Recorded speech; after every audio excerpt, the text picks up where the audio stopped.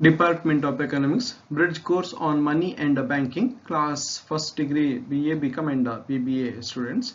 Bangalore University, prepared by Uday Shankar H, Assistant Professor, Department of Economics, GFGC, Sulia.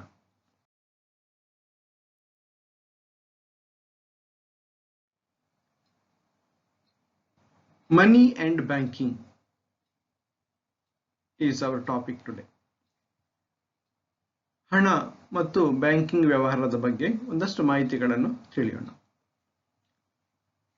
Money as a medium exchange is a great invention which helped all kind of exchange.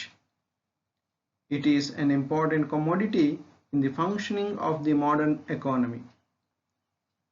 Hence, organizations associated with money and money matters are more significant in the modern economy. Financial sector, banking, capital markets, insurance, mutual funds, etc. are playing important role in the modern economy. According to Crowther,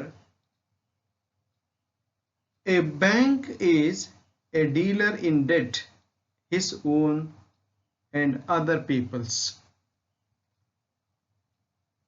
ಹಣ ನಾವು ಕೂಡಿಡುವಂತದ್ದು ಮತ್ತು ಪಡ್ಕೊಳ್ಳಿಕ್ಕೆ ಸಾಧ್ಯತೆ ಇರುವಂತ ಆ concept ನಾವು bank ಅಂತ ಕರೆಯುವಂತದ್ದು. So ಇಲ್ಲಿ barter system ಇಂದ ಆರಂಭವಾಗುತ್ತೆ. ಹಣ ಆವಿಷ್ಕಾರದ ಮೊದಲನ ಪರಿಸ್ಥಿತಿ ಬಾರ್ಟರ್ ಸಿಸ್ಟಮ್ ಆಗಿತ್ತು. ಅಲ್ಲಿಂದ ಹಣದ ಆವಿಷ್ಕಾರ ಆಗಿ ಹಣ ಬೇರೆ ಬೇರೆ ರೀತಿಯಾದಂತಹ ಕಾರ್ಯಗಳನ್ನು ಸಂದರ್ಭೋಚಿತವಾಗಿ ನಿರ್ವಹಿಸುವಂತದ್ದನ್ನು ನಾವಿಲ್ಲಿ ಗಮನಿಸಬಹುದು. ಹಣ ಬೇರೆ ಬೇರೆ ಕಾರ್ಯ, ಮೀಡಿಯಂ ಆಫ್ ಎಕ್ಸ್ಚೇಂಜ್ ಆಗಿ ಹಣ ಕಾರ್ಯನಿರ್ವಹಿಸುತ್ತೆ, ಮೆಷರ್ ಆಫ್ ವ್ಯಾಲ್ಯೂ ಆಗಿ ಕಾರ್ಯನಿರ್ವಹಿಸುತ್ತದೆ, ಸ್ಟ್ಯಾಂಡರ್ಡ್ ಡಿಫರ್ಡ್ ಪೇಮೆಂಟ್ ಆಗಿ ಕಾರ್ಯನಿರ್ವಹಿಸುತ್ತದೆ. ಅಥವಾ ಯಾವುದೇ ವಸ್ತುವಿನ ಮೌಲ್ಯ ಅಥವಾ ಬೆಲೆಯನ್ನು ನಾವು ಹಣದ ಮುಖಾಂತರ ನಿಖರವಾಗಿ ಹೇಳಲಿಕ್ಕಾಗುತ್ತೆ ಎಂದು ತಿಳಿಬೇಕಾಗುತ್ತೆ. ಮುಂದೆ ಡಿಮಾಂಡ್ ಫಾರ್ ಮನಿ, 3 ಉದ್ದೇಶಗಳನ್ನು ಇಲ್ಲಿ ಹೆಸರಿಸಲಿಕ್ಕಾಗುತ್ತೆ. ಹಣ ನಮಗೆ ದೈನಂದಿನ ಖರ್ಚು ವೆಚ್ಚಗಳ ನಿರ್ವಹಣೆಗೆ ಬೇಕಾಗುತ್ತೆ, ಅದನ್ನು ನಾವು ಟ್ರಾನ್ಸಾಕ್ಷನರಿ ಮೋಟಿವ್ ಅಂತ ಕರೆದ್ರೆ.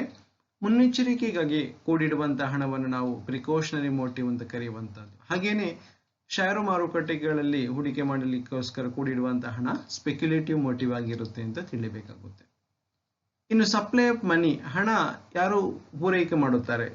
ಇಲ್ಲಿ ಹಣ ಪೂರೈಕೆ ಮಾಡುವಂತದ್ದು ರಿಸರ್ವ್ ಬ್ಯಾಂಕ್ ಆಫ್ ಇಂಡಿಯಾ ಆಗಿರುತ್ತೆ, ಅಥವಾ ಯಾವುದೇ ರಾಷ್ಟ್ರದ ಕೇಂದ್ರೀಯ ಬ್ಯಾಂಕ್, ಸೆಂಟ್ರಲ್ ಬ್ಯಾಂಕ್ ಆಗಿರುತ್ತೆ ಅಂತ ನೀವು ತಿಳಿಬೇಕಾಗುತ್ತೆ.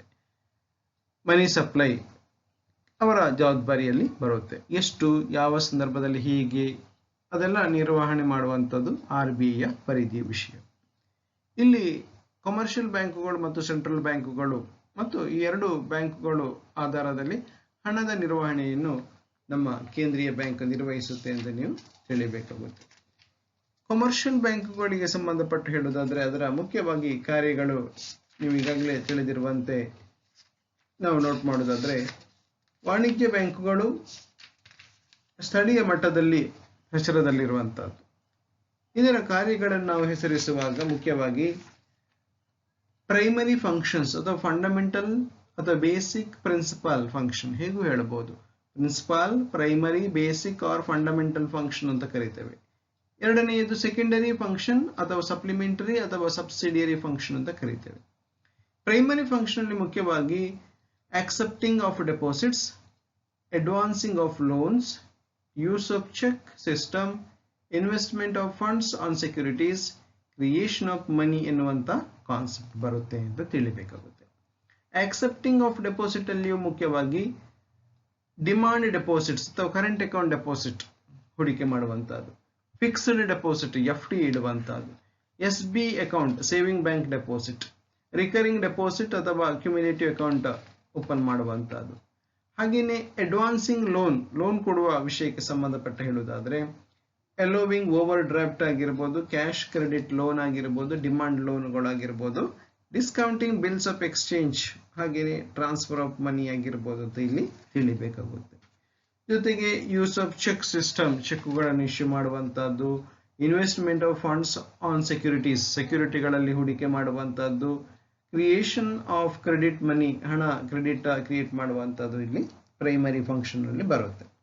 ಸೆಕೆಂಡರಿ ಫಂಕ್ಷನ್ ಅಥವಾ ಸಬ್ಸಿಡಿಯರಿ ಫಂಕ್ಷನ್ ಅನ್ನು ನಾವು ಹೇಳುವಾಗ ಏಜೆನ್ಸಿ ಸರ್ವಿಸ್ ಮತ್ತು ಜನರಲ್ ಯುಟಿಲಿಟಿ ಸರ್ವಿಸ್ಗೆ ಸಂಬಂಧಪಟ್ಟಂತೆ ವಾಣಿಜ್ಯ ಬ್ಯಾಂಕ್ಗಳು ಮಾಡುವ ಕಾರ್ಯವನ್ನು ಇಲ್ಲಿ ನಾವು ಹೇಳುವಂಥದ್ದು. ಏಜೆನ್ಸಿ ಸರ್ವಿಸ್ ಅಂದ್ರೆ ಬ್ಯಾಂಕ್ಗಳು ನಮ್ಮ ಏಜೆಂಟ್ ಆಗಿ ಕೆಲಸ ಮಾಡುತ್ತೆ. Bank collects cheque, bank draft, bills of exchange, promissory ನೋಟ್ಸ್ಗಳು on behalf of their customers. ಗ್ರಾಹಕನ ಪರವಾಗಿ ಈ bank draft, cheque, bills of exchange ಅನ್ನು ಕಲೆಕ್ಟ್ ಮಾಡುತ್ತೆ ಅಂತ ಇರುವಂತದ್ದು. ನಮ್ಮ ಪರವಾಗಿ ಏಜೆಂಟ್ ಆಗಿ ಬ್ಯಾಂಕ್ಗಳು ಮಾಡುವಂತ ಕೆಲಸ ಅಂತ ತಿಳಿಬೇಕಾಗುತ್ತೆ.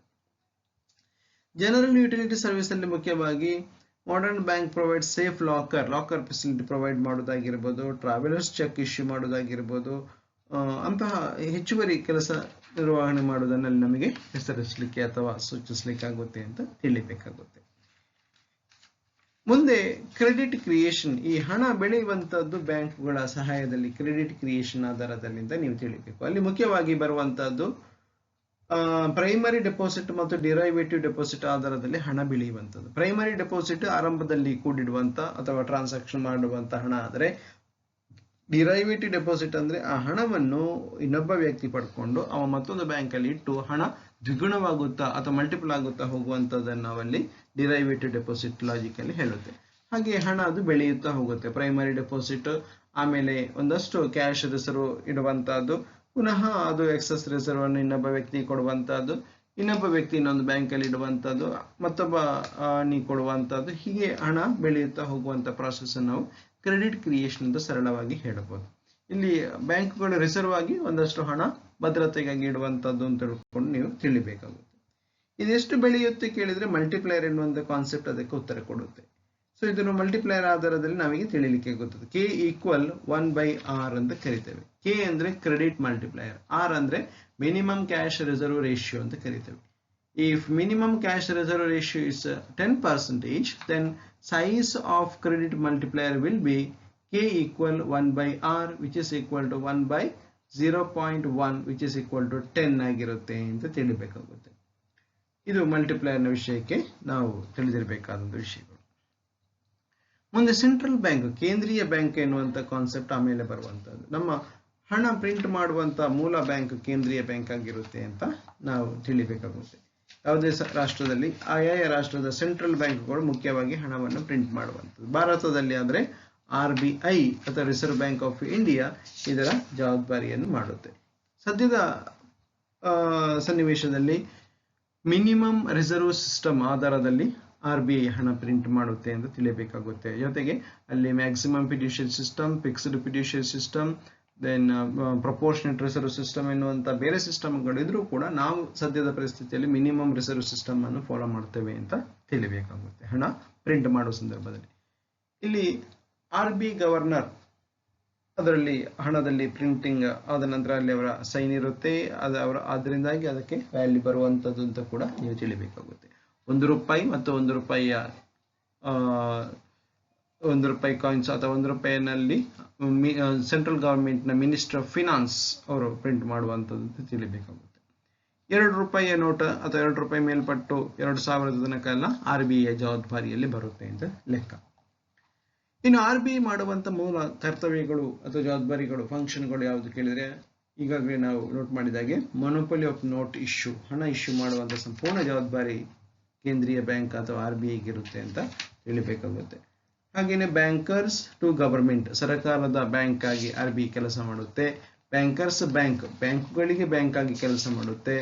Lender of the last resort, ಯಾವುದೇ ಒಂದು ಸಮಸ್ಯೆ ಬಂದಾಗ ಬ್ಯಾಂಕಿಗಾಗಿರ್ಬೋದು ಸರ್ಕಾರಕ್ಕಾಗಿರ್ಬೋದು ಕೊನೆಯ ಅಸ್ತ್ರವಾಗಿ RBI ಅಪ್ರೋಚ್ ಆಗುವಂತದ್ದನ್ನು ನಾವು ಗಮನಿಸಬಹುದು.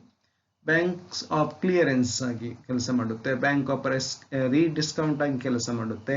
Custodian of Nations gold and foreign exchange reserve ಆಗಿ ಕೂಡ RBI ಕಾರ್ಯನಿರ್ವಹಿಸುತ್ತೆ. ಜೊತೆಗೆ ರಿಸರ್ಚ್ ಅಂಡ್ ಡೆವಲಪ್ಮೆಂಟ್, ಹಾಗೇನೆ control of credit, agency of economic growth ಹಾಗೆ RBI ಕೆಲಸ ಮಾಡುತ್ತೆ. ಮುಂದೆ RBI ಮಾಡುವಂತ ಇನ್ನೊಂದು ಯಾವುದು ಕೆಲಸ ಕೇಳಿದ್ರೆ methods of credit control, credit ಅನ್ನು ಕಂಟ್ರೋಲ್ ಮಾಡುವಂತಹದ್ದು. ಹಣ ಜಾಸ್ತಿಯೂ ಕಡಿಮೆಯೂ ಆಗದ ರೀತಿಯಲ್ಲಿ ನಿರ್ವಹಣೆ ಮಾಡುವಂಥದ್ದು. ಇಲ್ಲಿ ಮುಖ್ಯವಾಗಿ ಜನರಲ್ ಅಥವಾ ಕ್ವಾಂಟಿಟೇಟಿವ್ ಕ್ರೆಡಿಟ್ ಕಂಟ್ರೋಲ್ ಮೆಥಡ್ಸ್ ಮತ್ತು ಕ್ವಾಲಿಟೇಟಿವ್ ಅಥವಾ ಸೆಲೆಕ್ಟಿವ್ ಕ್ರೆಡಿಟ್ ಕಂಟ್ರೋಲ್ ಮೆಥಡ್ ಅಂತ ಬರುತ್ತೆ. ಜನರಲ್ ಅಥವಾ ಕ್ವಾಂಟಿಟೇಟಿವ್ ಕ್ರೆಡಿಟ್ ಕಂಟ್ರೋಲ್ ಮೆಥಡ್ ಅಲ್ಲಿ ಬ್ಯಾಂಕ್ ರೇಟ್ ಅಥವಾ discount rate policy, open market operations, variable cash reserve ratio, variation of statutory liquidity ratio ಎನ್ನುವಂಥ concept ಬರುತ್ತೆ ಅಂತ ತಿಳಿಬೇಕಾಗುತ್ತೆ. ಸೊ ಅಲ್ಲಿ ರಿಸರ್ವ್ ಇಟ್ಟುಕೊಳ್ಳುವಂಥದ್ದು, ಬ್ಯಾಂಕುಗಳಲ್ಲಿ ಹಣ ಒಂದಷ್ಟು ಪ್ರಮಾಣದಲ್ಲಿ ರಿಸರ್ವ್ ಇಟ್ಟು ಉಳಿದ ಹಣವನ್ನು ಅಗತ್ಯಕ್ಕೆ ಅನುಗುಣವಾಗಿ ಅಲ್ಲಿ ಸಂದರ್ಭೋಚಿತವಾಗಿ ಗ್ರಾಹಕನಿಗೆ ಕೊಡುವಂಥದ್ದು ಅಂತ ನೀವು ತಿಳಿಬೇಕಾಗುತ್ತೆ. ಹಾಗೆಯೇ ಅಲ್ಲಿ ಕ್ವಾಲಿಟೇಟಿವ್ ಅಥವಾ ಸೆಲೆಕ್ಟಿವ್ ಕ್ರೆಡಿಟ್ ಕಂಟ್ರೋಲ್ ಮೆಥಡಿಗೆ ನಾವು ಬಂದಾವಾಗ ಅಲ್ಲಿ ಬರುವಂಥ ಪಾಯಿಂಟ್ಸ್ಗಳು ಯಾವುದು ಕೇಳಿದರೆ, ರೆಗ್ಯುಲೇಷನ್ ಆಫ್ ಮಾರ್ಜಿನ್ ರಿಕ್ವೈರ್ಮೆಂಟ್ಸ್, ಎಷ್ಟು ಲೋನ್ ಕೊಡಬೇಕಾದ್ರೆ ಎಷ್ಟು ಮಾರ್ಜಿನ್ ಇಡಬೇಕು ಎನ್ನುವಂಥ ವಿಷಯ. ರೆಗ್ಯುಲೇಷನ್ ಆಫ್ ಕನ್ಸ್ಯೂಮರ್ ಕ್ರೆಡಿಟ್, ಗ್ರಾಹಕನಿಗೆ ಯಾವ ಉದ್ದೇಶಗಳಿಗೆ ಯಾವಾಗ ಹಣ ಕೊಡಬೇಕು, ಅದು ಕಾರ್ ಲೋನಿಗ, ಹೋಮ್ ಲೋನಿಗ ಅಥವಾ ಬಿಸ್ನೆಸ್ಸಿಗ, ಯಾವಾಗ ಕೊಡ್ಬೋದು ಯಾವಾಗ ಕೊಡಬಾರ್ದು ಅಂತ ನಿರ್ಣಯ ಮಾಡುವಂಥದ್ದು. ಕಂಟ್ರೋಲ್ ಥ್ರೂ ಡೈರೆಕ್ಟಿವ್ಸ್, ಡೈರೆಕ್ಷನ್ ನಿರ್ದೇಶನ ಕೊಡುವಂಥದ್ದು, RBI ಇದಕ್ಕೆ ಹಣ ಕೊಡಿ ಇದಕ್ಕೆ ಕೊಡಬಾರ್ದು ಅಂತ ತಿಳ್ಕೊಂಡು ನಿರ್ದೇಶನ ಕೊಡುವಂಥದ್ದು. ರ್ಯಾಷನಿಂಗ್ ಆಫ್ ಕ್ರೆಡಿಟ್, ಮೋರಲ್ ಸುಯೇಷನ್, ನೈತಿಕತೆಯನ್ನು ತಿಳಿ ಹೇಳುವಂಥದ್ದು. ಡೈರೆಕ್ಟ್ ಆಗಿ ಆಕ್ಷನ್ ಮಾಡುವಂಥದ್ದು, ಡೈರೆಕ್ಟ್ ಆಕ್ಷನ್ಸ್, ಯಾವುದಾದ್ರೂ ಬ್ಯಾಂಕುಗಳು RBI ತತ್ವಗಳನ್ನು, ರೂಲ್ಸ್ ಅನ್ನು, ಗೈಡ್ಲೈನ್ ಫಾಲೋ ಮಾಡದಿದ್ರೆ ನೇರವಾಗಿ ಅದಕ್ಕೆ ಆಕ್ಷನ್ ತೆಗೆದುಕೊಳ್ಳುವಂಥದ್ದು ಅಂತ ಲೆಕ್ಕ. ಪಬ್ಲಿಸಿಟಿ, ಸಾರ್ವಜನಿಕರಿಗೆ ತಿಳಿ ಹೇಳಿ ಪ್ರಚಾರ ಮಾಡುವಂಥದ್ದು, ಈ ರೀತಿ ಮಾಡಬೇಕು, ರಾಷ್ಟ್ರ ಈ ಪರಿಸ್ಥಿತಿಯಲ್ಲಿದೆ ಅಂತ ಹೇಳ್ಕೊಂಡು ಪ್ರಚಾರ ಮಾಡುವಂಥದ್ದನ್ನಲ್ಲಿ ನಾವು ಗಮನಿಸಬಹುದಾಗಿದೆ. ಮುಂದೆ ಮಾನಿಟರಿ ಪಾಲಿಸಿ ಮತ್ತು ಫಿಸ್ಕಲ್ ಪಾಲಿಸಿ ಎನ್ನುವಂಥ ಎರಡು ಪಾಲಿಸಿಗಳು ಮುಖ್ಯವಾಗಿ. ಮಾನಿಟರಿ ಪಾಲಿಸಿ ಅಂದರೆ RBI ಮಾಡುವಂಥ ಪಾಲಿಸಿ ಆಗಿರುತ್ತೆ. ಫಿಸ್ಕಲ್ ಪಾಲಿಸಿ ಅಂದರೆ ಸರ್ಕಾರ ಮಾಡುವಂಥ ಪಾಲಿಸಿ, ಅಂದರೆ ಬಜೆಟ್, ಸರಳವಾಗಿ ಹೇಳೋದಾದ್ರೆ ಬಜೆಟ್ ಎನ್ನುವಂಥದ್ದು ಫಿಸ್ಕಲ್ ಪಾಲಿಸಿ ಆಗಿದೆ. ಮಾನಿಟರಿ ಪಾಲಿಸಿ RBI ಮಾಡುವಂಥ ಕ್ರೆಡಿಟ್ ಪಾಲಿಸಿ ಆಗಿರುತ್ತೆ ಅಂತ ಲೆಕ್ಕ. ಈ ಮಾನಿಟರಿ ಪಾಲಿಸಿ ಯಾವ ಉದ್ದೇಶಕ್ಕಾಗಿ RBI ಮಾಡುತ್ತೆ ಕೇಳಿದರೆ, ಗ್ರೋತ್ ವಿತ್ ಸ್ಟೆಬಿಲಿಟಿ ಉದ್ದೇಶಕ್ಕಾಗಿ, ಹಾಗೆಯೇ regulation of supervision and development of financial ಸ್ಟೆಬಿಲಿಟಿಗಾಗಿ, ಪ್ರಮೋಷನ್ ಆಫ್ ಪ್ರಿಯಾರಿಟಿ ಸೆಕ್ಟರಿಗಾಗಿ, ಜನರೇಷನ್ ಆಫ್ ಎಂಪ್ಲಾಯ್ಮೆಂಟಿಗಾಗಿ, ಎಕ್ಸ್ಟರ್ನಲ್ ಸ್ಟೆಬಿಲಿಟಿಗಾಗಿ, ಎನ್ಕರೇಜಿಂಗ್ ಸೇವಿಂಗ್ಸ್ ಅಂಡ್ ಇನ್ವೆಸ್ಟ್ಮೆಂಟಿಗಾಗಿ, ರಿಡಿಸ್ಟ್ರಿಬ್ಯೂಷನ್ ಆಫ್ ಇನ್ಕಮ್ ಅಂಡ್ ವೆಲ್ತಿಗಾಗಿ ಮುಖ್ಯವಾಗಿ ಮಾಡುವಂಥದ್ದು ಅಂತ ತಿಳಿಬೇಕಾಗುತ್ತೆ. ರೋಲ್ ಆಫ್ RBI ನ ಪಾತ್ರ ಏನು ಕೇಳಿದರೆ, RBI ಇಶ್ಯೂ ಆಫ್ ಕರೆನ್ಸಿ, ಹಣ ಇಶ್ಯೂ ಮಾಡುವಂಥದ್ದು. ಬ್ಯಾಂಕರ್ಸ್ ಟು ದಿ ಗವರ್ಮೆಂಟ್, ಸರ್ಕಾರಕ್ಕೆ ಬ್ಯಾಂಕ್ ಆಗಿ ಕೆಲಸ ನಿರ್ವಹಣೆ ಮಾಡುವಂಥದ್ದು. ಮ್ಯಾನೇಜಿಂಗ್ ಗವರ್ಮೆಂಟ್ ಸೆಕ್ಯೂರಿಟೀಸ್, ಸರ್ಕಾರದ ಸೆಕ್ಯೂರಿಟಿ ಮ್ಯಾನೇಜ್ ಮಾಡುವಂಥದ್ದು. ಬ್ಯಾಂಕರ್ ಟು ಅದರ್ ಬ್ಯಾಂಕ್ಸ್, ಬೇರೆ ಬ್ಯಾಂಕುಗಳಿಗೂ ಬ್ಯಾಂಕ್ ಆಗಿ ಕೆಲಸ ಮಾಡುವಂಥದ್ದು. Control of money supply and credit, exchange manager and controller, publisher of monetary data and other data, developmental and promotional role of RBI, development of financial system, development of agriculture, provision of industrial finance, provision of training, collection of data, publication of reports, promotion of banking habits, and also promotion of export through refinance. ಇವಿಷ್ಟು ಮುಖ್ಯವಾಗಿ banking ಮತ್ತು ಮನಿ ಈ ವಿಷಯದ ಬಗ್ಗೆ ನಿಮಗೆ ತಿಳಿದಿರಬೇಕಾದಂಥ ವಿಷಯಗಳಾಗಿರುತ್ತೆ. ವಂದನೆಗಳು.